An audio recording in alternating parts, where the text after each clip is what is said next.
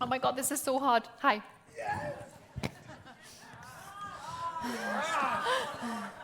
Hi, Natalie. Hi.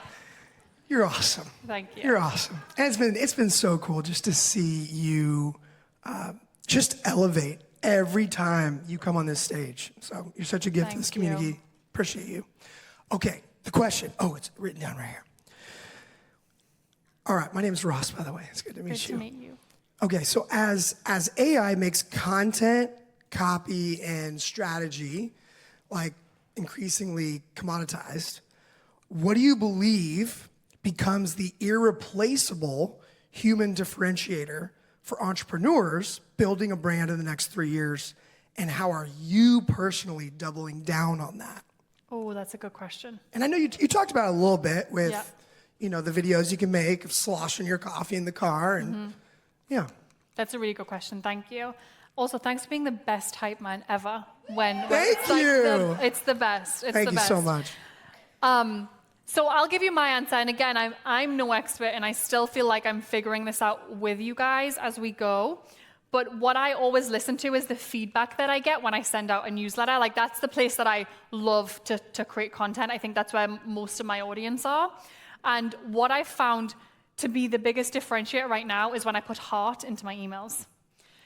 I think AI does a really good job at saying the things it knows it should say.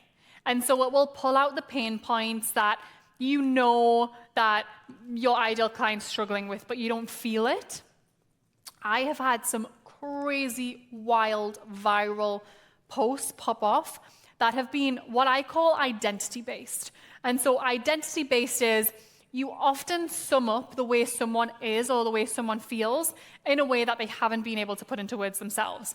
And for me, with Boss Babe, like when we started creating quotes, I always knew that something was going to go viral if I could put into words the way someone was feeling without them having to say it themselves. And they would share it onto their feed way before stories existed as a bit of a identity badge. So one of our pillars was unapologetically ambitious. And I started posting a lot of stuff when a lot of women felt like they couldn't be unapologetically ambitious. Like it was a little bit taboo. And so instead of them having to be it and say it and do it, they would repost my stuff. And I found the most viral quotes I ever wrote were that. One of them was, "Don't ask me what I bring to the table. I am the fucking table." Still to this day is one of my most viral quotes. Because we all want to say that, right? But we don't. Like the amount of times we want to just say it and instead we're like, So it's that, but it's evolved. It's not as short and snappy, but it's evolved. So you are then summing up someone's identity in your content. And so the more you can do that in your writing, or the more they can see themselves in your story or you or a client, and it almost has them think, wait, everyone's like this? Or wait, there's more people like this? I think it's a game changer. Another one of my friends, she's incredible.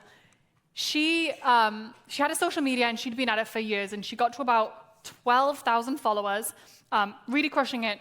And then she had a really challenging pregnancy. She had HG. She couldn't even look at a screen without throwing up. She was in hospital. She had just coming out of the back of that very traumatic postpartum experience, took a full break from social media. She came back. She was posting crickets. She could not seem to get engagement no matter what she was doing. She was doing all the things. AI was helping. Nothing was working.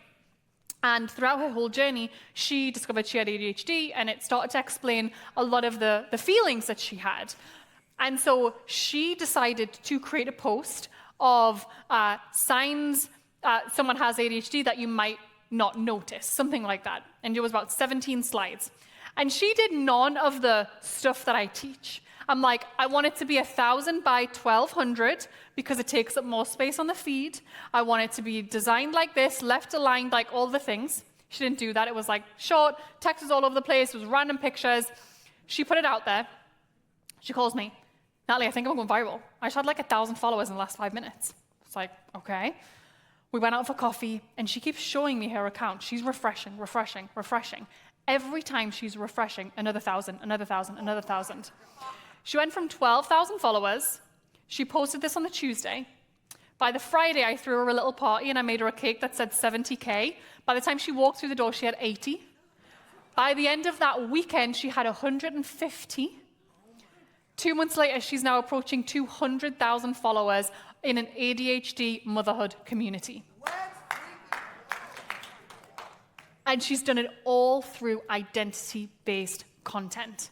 Because she is summing up the stuff that people with ADHD are feeling every day but haven't put into words, or maybe are ashamed to put into words. And they are sharing it because they're saying, look, finally there's an explanation for the way I am, how I am, like why I am the way I am, identity-based. They are also then following because they're feeling like, I have a community that I actually belong to. And me and her were like nerding out on this. And she was then showing me the stuff that ChatGPT would create. And it was decent, but it was very much pulling from the well of ADHD knowledge. What she was sharing was her real lived experience of being diagnosed later in life in a very difficult postpartum stage. Very different. If she'd used AI to create that, it wouldn't have had nearly that response. I have never seen that before. It was mind-blowing. And she's now created such an amazing community that really engage with her and, know, like, and trust her. She doesn't have anything to sell. She's still not even feeling ready to be back to work yet. But how amazing that she's been able to create that. So I share that to say, 1, that kind of growth is still possible. 2, niche communities are really powerful. But 3, identity-based content is so incredibly important. And listen, maybe I'm just very, very much in the belief that humans will continue to want to learn from humans, but we cannot replace that heart in our content. And that's exactly what it is. Game changer. Game changer.